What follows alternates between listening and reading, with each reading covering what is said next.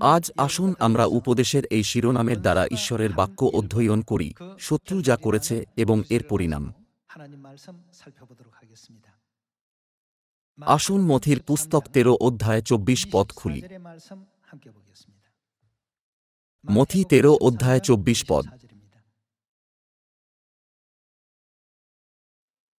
পরে তিনি তাহাদের কাছে আর এক দৃষ্টান্ত উপস্থিত করিলেন, কহিলেন, স্বর্গরাজ্যকে এমন এক ব্যক্তির সহিত তুলনা করা যায়, যিনি আপন ক্ষেত্রে ভালো বীজ বপন করিলেন। কিন্তু লোকে নিদ্রা গেলে পর তাহার শত্রু আসিয়া ওই গমের মধ্যে শ্যামাঘাসের বীজ বপন করিয়া চলিয়া গেল। পরে যখন বীজ অঙ্কুরিত হইয়া ফল দিল, তখন শ্যামাঘাসও প্রকাশ হইয়া পড়িল। তাহাতে সেই গৃহকর্তার দাসেরা আসিয়া তাহাকে কহিল, মহাশয়, আপনি কি নিজ ক্ষেত্রে ভালো বীজ বুনেন নাই? তবে শ্যামাঘাস কোথা হইতে হইল? কে এটা করেছে? তিনি তাহাদিগকে কহিলেন, কোন শত্রু ইহা করিয়াছে। শত্রুকে ৩৯ পদে যীশু বলেছেন যে শত্রু, যে শ্যামাঘাস বপন করে সে হল দিয়াবল। যীশু ব্যাখ্যা করেছিলেন যে শয়তান হল শত্রু, যে গমের মধ্যে শ্যামাঘাস বপন করেছিল।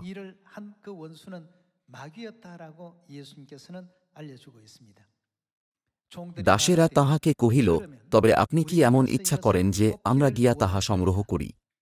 তিনি কহিলেন, না, কি জানি, শ্যামাঘাস সংগ্রহ করিবার সময় তোমরা তাহার সহিত গোমও উপড়াইয়া ফেলিবে। শস্যচ্ছেদনের সময় পর্যন্ত উভয়কে একত্র বাড়িতে দেও। পরে ছেদনের সময় আমি ছেদকদিগকে বলিব, তোমরা প্রথমে শ্যামাঘাস সংগ্রহ করিয়া কেন তারা সেগুলি আঁটি বাঁধবে, পোড়াইবার জন্য বোঝা বোঝা বাঁধিয়া রাখো। সহজভাবে বললে তারা নরকে নিক্ষিপ্ত হবে। গমের বিষয়ে কি? কিন্তু গম আমার গোলায় সংগ্রহ করো। এই দৃষ্টান্তে কে গমের মধ্যে শ্যামাঘাস বপন করেছিল?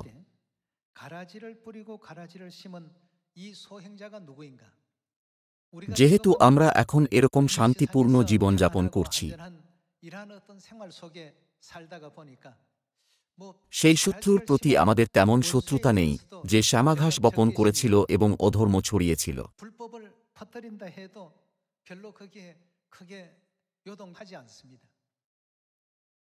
কিন্তু যখন ইসরায়েল ও প্যালেস্টাইনের মধ্যে যুদ্ধ বা রাশিয়া ও ইউক্রেনের মধ্যে যুদ্ধ দেখি, যেখানে অনেক লোক মারা যাচ্ছে, আমরা শত্রুতা অনুভব করি।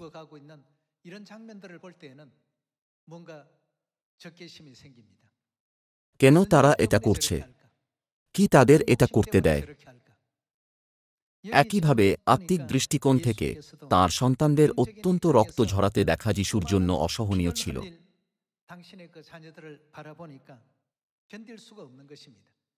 অতএব মনুষ্যজাতির জন্য সহজেই পরিস্থিতি বুঝতে তিনি শ্যামাঘাসের দৃষ্টান্ত ব্যবহার করেছিলেন এবং আমাদের শিক্ষা দিয়েছিলেন যে শয়তান অনেক আত্মাকে অনন্ত আগুনের হ্রদে নিয়ে যায়।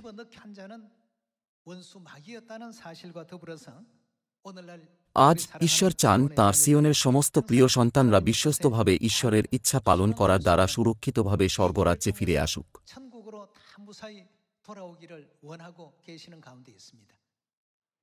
ভাই ও বোনেরা, আপনাদের মধ্যে অনেকের সন্তান থাকতে পারে। যখন আপনার সন্তানরা স্কুলে যায়, আপনারা আশা করেন তারা সুরক্ষিতভাবে বাড়ি ফিরে আসুক। আপনারা চিন্তা করেন যে খারাপ কিছু হতে পারে। একজন পিতামাতা হিসাবে আপনার সন্তানদের সুরক্ষা সবসময় একটা চিন্তার বিষয়। কিন্তু কে আত্মিকভাবে দুষ্ট কাজকে প্ররোচিত করে? এটা হল দিয়াবল। ঈশ্বর ভালোভাবে জানেন শয়তান কি করে। যেহেতু শয়তান এই সমস্ত কার্যে লিপ্ত হয়, যা অনন্ত বিচারে পরিচালিত করবে, তাই ঈশ্বর বলেছেন, এই বিষয়ে সতর্ক থাকো, প্রলোভনে পড়ো না। বাইবেলের শিক্ষার দ্বারা আমাদের সুরক্ষার জন্য ঈশ্বর আমাদের এই নির্দেশনা দিয়েছেন। আসুন 36 পদে যাই এবং দেখি। আসুন 36 পদ দেখি। তখন তিনি লোকসমূহকে বিদায় করিয়া গৃহে আসিলেন। আর তাঁহার শিষ্যগণ নিকটে আসিয়া তাঁহাকে কহিলেন, ক্ষেত্রের শ্যামাঘাসের দৃষ্টান্তটি আমাদিগকে স্পষ্ট করিয়া বলুন। তিনি উত্তর করিয়া কহিলেন, যিনি ভালো বীজ বপন করেন, তিনি মনুষ্যপুত্র। ক্ষেত্র জগৎ, ভালো বীজ রাজ্যের সন্তানগণ, শ্যামাঘাস সেই পাপাত্মার সন্তানগণ। যে শত্রু তাহা বুনিয়াছিল, শত্রুকে, সে দিয়াবল, ছেদনের সময় যুগান্ত, ছেদকেরা স্বর্গদূত। অতএব যেমন শ্যামাঘাস সংগ্রহ করিয়া আগুনে পোড়াইয়া দেওয়া যায়, তেমনি যুগান্তে হইবে। মনুষ্যপুত্র আপন দূতগণকে প্রেরণ করিবেন, তাহারা তাঁহার রাজ্য হইতে সমস্ত বিঘ্নজনক বিষয় ও অধর্মাচারীদিগকে সংগ্রহ করিবেন এবং তাহাদিগকে অগ্নিকুণ্ডে ফেলিয়া দিবেন, সেই স্থানে রোদন ও দন্তঘর্ষণ হইবে। তখন ধার্মিকেরা আপনাদের পিতার রাজ্যে সূর্যের ন্যায় দেদীপ্যমান হইবে। যাহার কান থাকে সে শুনুক।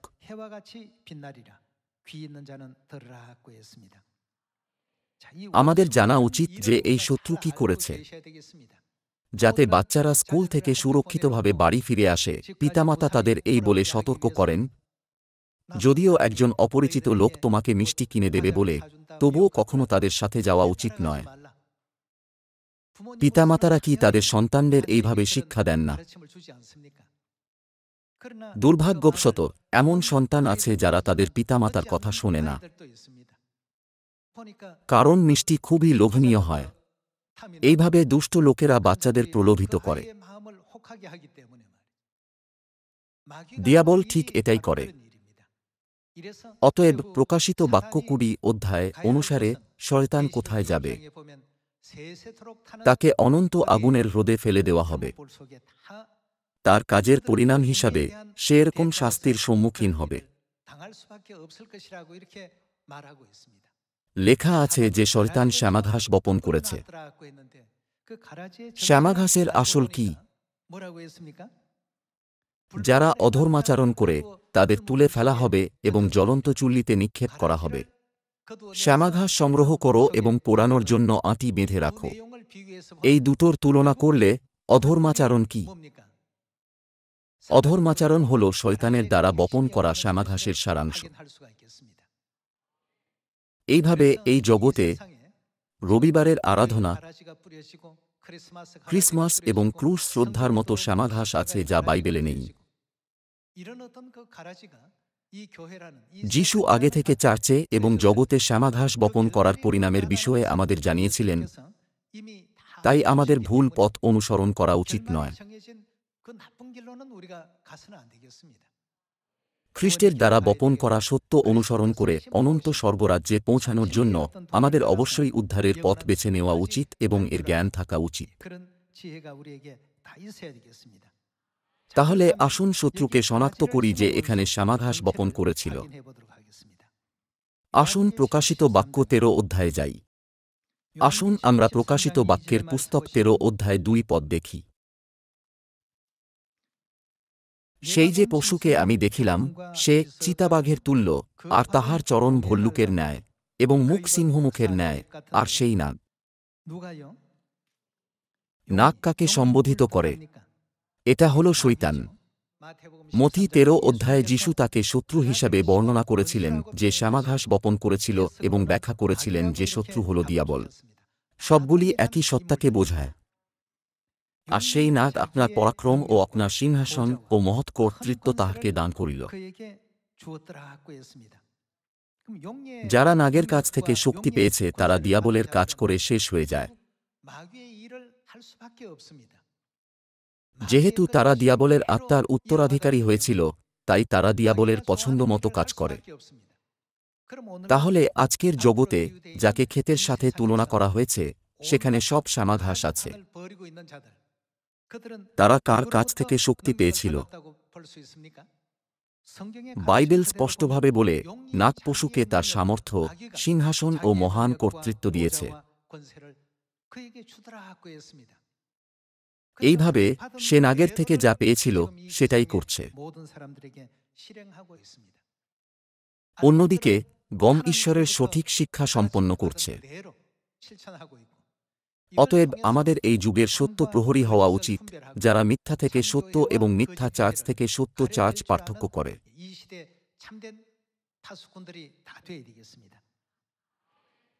আসুন 3 পদ থেকে অনবরত দেখি।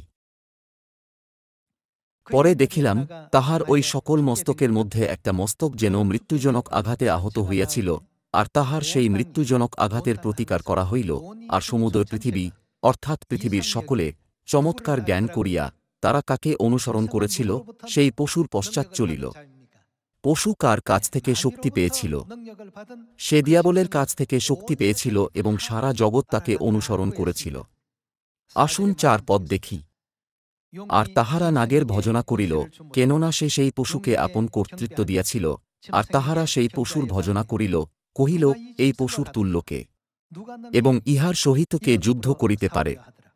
আর এমন এক মুখ তাহাকে দত্ত হইল, যাহা দর্প ও ঈশ্বর নিন্দা করে, এবং তাহাকে 42 মাস পর্যন্ত কার্য করিবার ক্ষমতা দেওয়া গেল। তাহাতে সে ঈশ্বরের নিন্দা করিতে মুখ খুলিল, তাঁহার নামের ও তাঁহার তাম্বুর এবং স্বর্গবাসী সকলের নিন্দা করিতে লাগিল। সে ঈশ্বরকে বাধা দেয় এবং ঈশ্বরের লোকেদের নিন্দা করে। কে এই সমস্ত কাজ করছে? এটা হল শয়তান, দিয়াবল, যাকে বাইবেলে নাগ হিসাবে বর্ণনা করা হয়েছে। সে ঈশ্বরের লোকেদের কষ্ট দেবে, স্বর্গীয় মাতাকে হয়রান করবে এবং শেষ পর্যন্ত সত্যের নিন্দা করবে। অতএব আমাদের শুধুমাত্র পিতা ও মাতার দেওয়া শিক্ষা পালন করা উচিত এবং স্বর্গরাজ্যে প্রবেশ করার জন্য প্রচেষ্টা করা উচিত। আসুন 6 পদ থেকে শুরু করি। তাহাতে সে ঈশ্বরের নিন্দা করিতে মুখ খুলিল, তাঁহার নামের ও তাঁহার তাম্বুর এবং স্বর্গবাসী সকলের নিন্দা করিতে লাগিল। আর পবিত্রগণের সহিত যুদ্ধ করিবার ও তাহাদিগকে জয় করিবার ক্ষমতা তাহাকে দত্ত হইল, এবং তাহাকে সমস্ত বংশের ও লোকবৃন্দের ও ভাষার ও জাতির উপরে কর্তৃত্ব দত্ত হইল। তাহাতে পৃথিবীনিবাসীদের সমস্ত লোক তাহার ভজনা করিবে। সমস্ত বলতে কি বোঝায়? একজন ব্যক্তিও কি বাদ পড়বে? না। যাহাদের নাম জগৎপত্তনের সময়াবধি হতো মেষশাবকের জীবন পুস্তকে লিখিত নাই।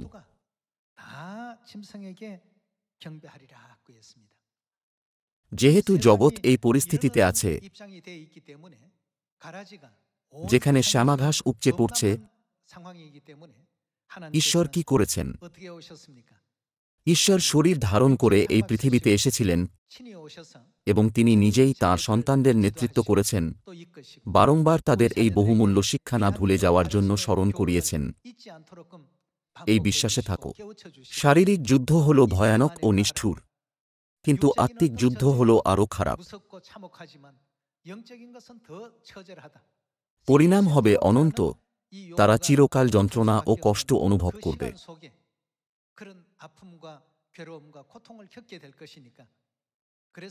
সেই জন্যই পিতা ও মাতা শরীর ধারণ করে এই পৃথিবীতে এসেছিলেন, তাদের সন্তানদের এরকম পরিণাম থেকে বাঁচানোর জন্য মরিয়া প্রচেষ্টা করে। প্রকাশিত বাক্য 13 অধ্যায় লেখা আছে, তাহাতে পৃথিবীনিবাসীদের সমস্ত লোক তাহার ভজনা করিবে, যাহাদের নাম জগৎপত্তনের সময়াবধি হতো মেষশাবকের জীবন পুস্তকে লিখিত নাই। তারা কার পক্ষে আছে? তারা সেই পশুর পক্ষে দাঁড়িয়েছিল। মেষশাবকের জীবন পুস্তকে যাদের নাম লেখা আছে তারা ছাড়া সবাই পশুর পক্ষে। তাই ঈশ্বর প্রেরিত যোহনের দ্বারা আমাদের এটা জানিয়েছেন।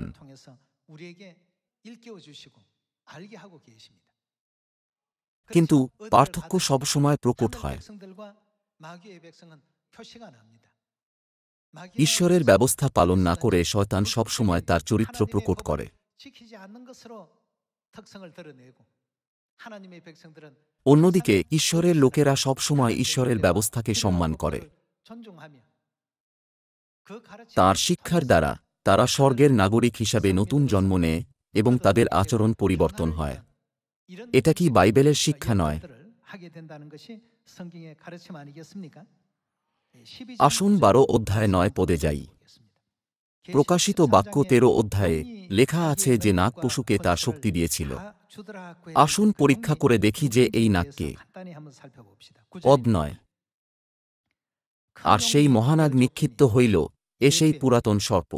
পুরাতন সর্প হল সেই সর্প যা এদন উদ্যানে হবাকে প্রলোভিত করেছিল, যাহাকে দিয়াবল, অপবাদক এবং শয়তান, বিপক্ষ বলা যায়। সে সমস্ত নরলোকের শয়তান কিভাবে সারা জগৎকে পরিচালনা করে ভ্রান্তি জন্মায়। সঠিকভাবে বললে ভ্রান্তি জন্মায় মানে প্রতারণা করা। শয়তান সারা জগৎকে ভ্রান্ত করছে। সে সমগ্র বিশ্বকে ভ্রান্ত করে সে পৃথিবীতে নিক্ষিপ্ত হইল এবং তাহার দূতগণও তাহার সঙ্গে নিক্ষিপ্ত হইল। শেষে তারা এই পৃথিবীতেও একই কাজ প্রকট করবে যা তারা স্বর্গে ঈশ্বরের বিরুদ্ধে করেছিল, এবং তাদের বৈশিষ্ট্য হল তারা কখনো ঈশ্বরের ব্যবস্থা পালন করে না। তারা ঈশ্বরের আজ্ঞা পালন করে না। এটা আশ্চর্যজনক। তারা মুখে বলে যে তারা ঈশ্বরের আরাধনা করে, কিন্তু তারা কখনো ঈশ্বরের আজ্ঞা পালন করে না। এটা তাদের বৈশিষ্ট্য। অতএব যখন ঈশ্বর বলেন বিশ্রাম দিন পালন করো, তারা রবিবারের আরাধনা পালন করে। যখন ঈশ্বর বলেন নিস্তার পর্ব পালন করো, তারা ক্রিসমাস পালন করে। এবং যখন ঈশ্বর বলেন ক্রুশ স্থাপন করো না, কারণ এটা মূর্তি, তখন তারা এটাকে স্থাপন করে। কে এই সমস্ত কাজ করছে? এটা সেই লোকেরা যাদের পৃথিবীতে ফেলে দেওয়া হয়েছিল। ভাই ও বোনেরা, মথি ৭ অধ্যায়ে যিশু তাঁর হতাশা প্রকাশ করেছিলেন। তাদের আসল পরিচয় কি? আসুন মথি ৭ অধ্যায়ে দেখি। মথি ৭ অধ্যায় ১৩ পদ।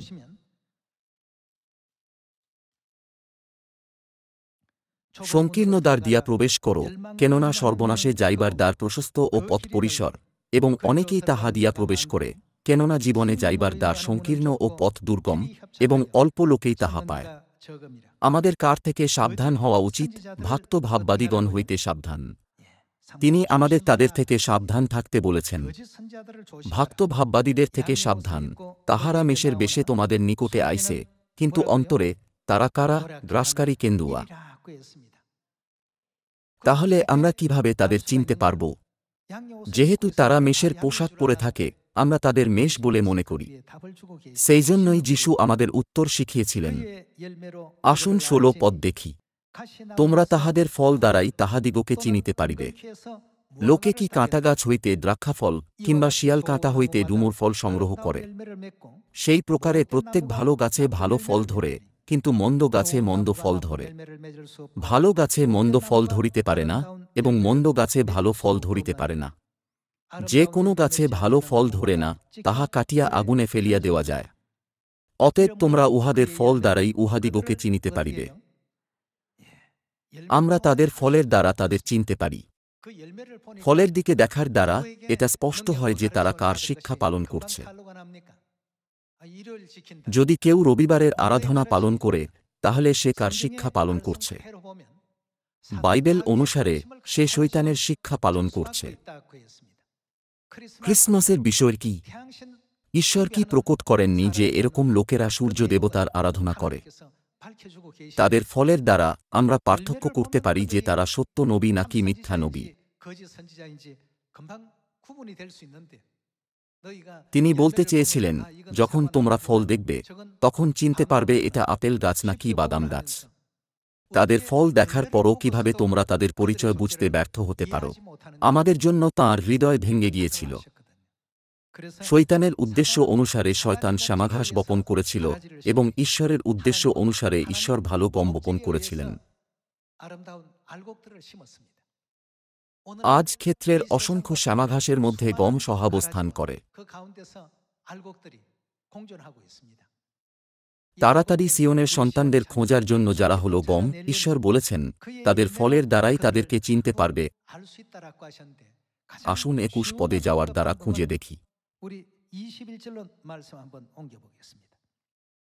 যাহারা আমাকে হে প্রভু, হে প্রভু বলে, তাহারা সকলেই যে স্বর্গরাজ্যে প্রবেশ করিতে পাইবে, এমন নয়, কিন্তু যে ব্যক্তি আমার স্বর্গস্থ পিতার ইচ্ছা পালন করে, সেই পাইবে। বিশ্রাম দিন কি ঈশ্বরের ইচ্ছা নয়? রবিবারের আরাধনা কার ইচ্ছা? রবিবারের আরাধনা ঈশ্বরের ইচ্ছা নয়। তাহলে এটা কার ইচ্ছা? যেমন প্রকাশিত বাক্য ১৩ অধ্যায়ে লেখা আছে, নাগ পশুকে তার ক্ষমতা দিয়েছিল। সমস্ত জগৎ সেই পশুকে অনুসরণ করেছিল। ভাই ও বোনেরা, আমাদের সবকিছুকে খোলা মনে গ্রহণ করা উচিত নয়। এই বলে যে রবিবার হোক বা শনিবার, তাতে কি আসে যায়? এটা শয়তানের একটা বড় প্রতারণা। শয়তান লোকেদের প্রলোভিত করছে যে এরকম করে তারা অনেক সহনশীল এবং প্রেমে পূর্ণ হচ্ছে। আমাদের শুধুমাত্র ঈশ্বরের শিক্ষা পালন করা উচিত। মিথ্যা, এখন আমাদের আত্মা লুট করার জন্য মেষের পোশাক পরে অনেক বিভ্রান্তিকর যুক্তি ব্যবহার করে। কিন্তু আমাদের শ্যামাঘাসের প্রতারণার মধ্যে পড়া উচিত নয়, তাই না? আসুন আমরা ২২ পদে যাই। সেই দিন অনেকে আমাকে বলিবে, হে প্রভু, হে প্রভু, আপনার নামেই আমরা কি ভাববাণী বলি নাই? আপনার নামেই কি ভূত ছাড়াই নাই? আপনার নামেই কি অনেক পরাক্রম কার্য করি নাই? তখন আমি তাহাদিগকে স্পষ্টই বলিব, আমি কখনো তোমাদিগকে জানি নাই, হে অধর্মাচারীরা, আমার নিকট হইতে দূর হও। তারা বলেছিল, প্রভু, আমরা আপনার নামে ভাববাণী বলেছি এবং আপনার নামে ভূত ছাড়িয়েছি এবং অনেক আশ্চর্য কাজ করেছি। কেন যিশু এরকম লোকেদের প্রত্যাখ্যান করেছিলেন এবং তাদের থেকে দূরে সরে গিয়েছিলেন, এই বলে যে তিনি তাদের কখনো জানেন না? কারণ তাঁর কাছে কি সেই লোকেদের আলিঙ্গন করার এবং ক্ষমা করার প্রেমের কমতি ছিল? এখানে শয়তানের একটা খুবই দুষ্ট পরিকল্পনা আছে। ভাই ও বোনেরা, আত্মিক বিষয়ে আমাদের এই সম্বন্ধে স্পষ্টতা থাকা উচিত। আমাদের সত্য ও মিথ্যার মধ্যে পার্থক্য করা উচিত, আমাদের কি করা উচিত এবং কি করা উচিত নয়, এবং সঠিক ও ভুলের মধ্যে পার্থক্য করা উচিত। যিশু কি বলেছিলেন? তিনি বলেছিলেন, আমি তোমাদের কখনোই জানি না, হে অধর্মাচারীরা, আমার কাছ থেকে দূর হও। তিনি বলতে চেয়েছিলেন, আমি তোমাদের সাথে থাকতে পারব না। কে অধর্মের বীজ বপন করেছিল? মথি ১৩ অধ্যায় অনুসারে শয়তানের সমস্ত কৌশল সেগুলির মধ্যে আছে। এই কারণে ঈশ্বর আমাদের জানিয়েছেন যে, যা কিছু তিনি আমাদের শেখাননি, সেটা হল স্বর্গরাজ্যের পথে বাধা। কিছু লোকেরা বলে, যদি শনিবার বা রবিবার হয় তাতে কি আসে যায়? এটা শুধুমাত্র একদিনের পার্থক্য। এটা একটা বড় সমস্যা হতে চলেছে। এটাই শয়তানের লক্ষ্য। শয়তান একটা ধারণা জাগিয়ে তোলে, যেমন এটা ক্রিসমাস হোক বা নিস্তার পর্ব, তাতে কি আসে যায়? যদি আমরা ঈশ্বরের আরাধনা করি তাহলে এটা ঠিক আছে, একটা নির্দিষ্ট উদ্দেশ্যের সাথে ঈশ্বরের দ্বারা নিস্তার পর্ব স্থাপিত হওয়া সত্ত্বেও। শয়তান একটা মহান উৎসবের মতো দেখিয়ে সূর্য দেবতার জন্মদিনকে যিশুর জন্মদিনে পরিবর্তন করেছিল, কিন্তু সত্যি এর পিছনে কি লুকিয়ে আছে? এটা হল সূর্য দেবতার আরাধনা করার কাজ। আসুন প্রকাশিত বাক্য ২০ অধ্যায় ৭ পদে গিয়ে তাদের পরিণাম দেখি।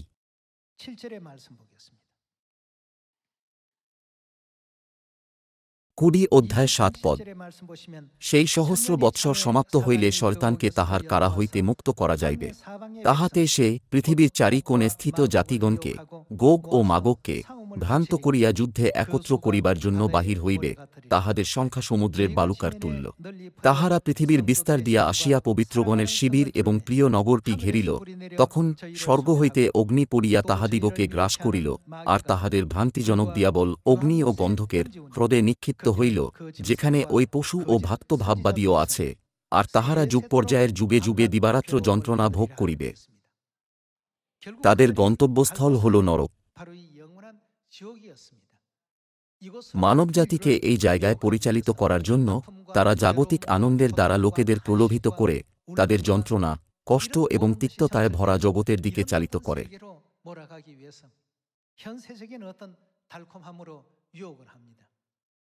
অতএব যাই ঘটুক না কেন, ঈশ্বরের ব্যবস্থা অনুসারে আমাদের কি করা উচিত? আমাদের অবশ্যই সেগুলি পালন করা উচিত। আসুন মথির পুস্তক ১৫ অধ্যায় ১৩ পদ দেখি।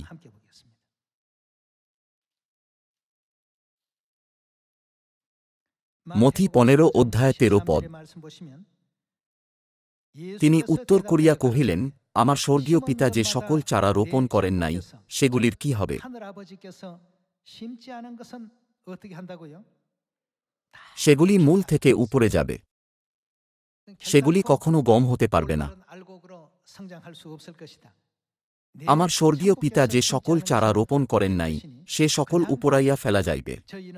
উহাদিগকে থাকিতে দেও, উহারা অন্ধদের অন্ধ পথদর্শক, যদি অন্ধ অন্ধকে পথ দেখায়, উভয়েই গর্তে পড়িবে। ভাই ও বোনেরা, যে জিনিস ঈশ্বরের কাছ থেকে আসে না, সেগুলির মধ্যে ক্ষণিকের মহিমা থাকতে পারে, কিন্তু সেগুলি অনন্তকালের অধিকারী হতে পারে না। সবকিছু ঈশ্বরের কাছ থেকে আসা উচিত। গমলিয়েল, একজন ব্যবস্থার গুরুও কি প্রেরিতের পুস্তকে এরকম কথা বলেননি? যদি তাদের উদ্দেশ্য বা কাজ ঈশ্বরের থেকে এসে থাকে, তাহলে তোমরা এই লোকেদের থামাতে পারবে না। কিন্তু যদি তাদের উদ্দেশ্য বা কাজ মানুষের তৈরি হয়, তাহলে সেটা ব্যর্থ হবে। ভাই ও বোনেরা, আমরা অনন্তকালের আশা করি। আমরা কি ঈশ্বরের দ্বারা শেখানো এই পথে চলছি না, অনন্ত স্বর্গরাজ্য, অনন্ত জীবন ও খুশি উপভোগ করার জন্য?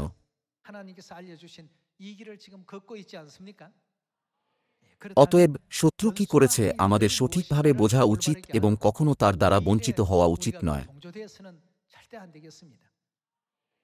জগতের লোকেরা হয়তো সেগুলিকে মূল্যহীন বলে বিবেচনা করে, কিন্তু বিশ্রামদিন হল আমাদের কাছে সবথেকে মূল্যবান দিন। নিস্তার পর্ব হল সবথেকে মূল্যবান পর্ব, এবং মৃত্যুমুখী আত্মাদের বাঁচানোর কাজ হল আমাদের জন্য সবথেকে মূল্যবান।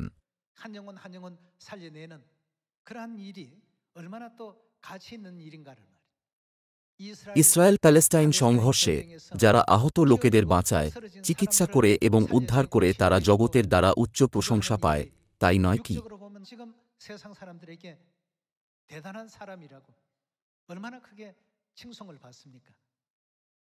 আত্মিক দৃষ্টিকোণ থেকে যখন আমরা প্রচারের দ্বারা প্রত্যেক আত্মাকে বাঁচাই, তখন স্বর্গদূতরাও আমাদের একইভাবে বিবেচনা করে। তারা সত্যিই আশ্চর্যজনক। সেই জন্যই কি ঈশ্বর আমাদের স্বর্গে তারার মতো চিরকাল চমকানোর মহিমার প্রতিজ্ঞা করেননি? আজ আমাদের বোঝা উচিত যে শত্রু কি করেছে, এটা জেনে যে যদিও তারা মেষের রূপে আমাদের কাছে আসে, তবুও ভিতরে তারা ভয়ানক নেকড়ে বাঘ হয়ে অধর্মাচরণ করে।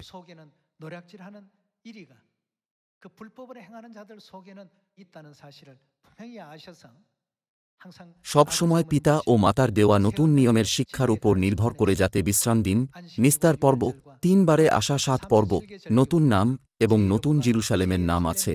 আসুন আমরা পিছিয়ে না পড়ি বা শয়তানের প্রতারণার মধ্যে না পড়ি।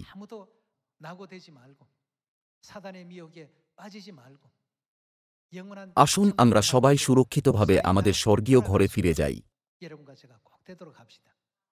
এই বিষয়ে আমাদের একে অপরকে সাহায্য করা উচিত। যদি আপনি আপনার বন্ধুকে লোকেদের দ্বারা প্রতারিত হতে দেখেন, আপনাকে বলা উচিত, বন্ধু, জেগে উঠো। তোমার কি সাবধান থাকা উচিত নয়? ভিডিও গেম যতই আকর্ষণীয় হোক না কেন, সেই ব্যক্তি কি অপরিচিত নয়?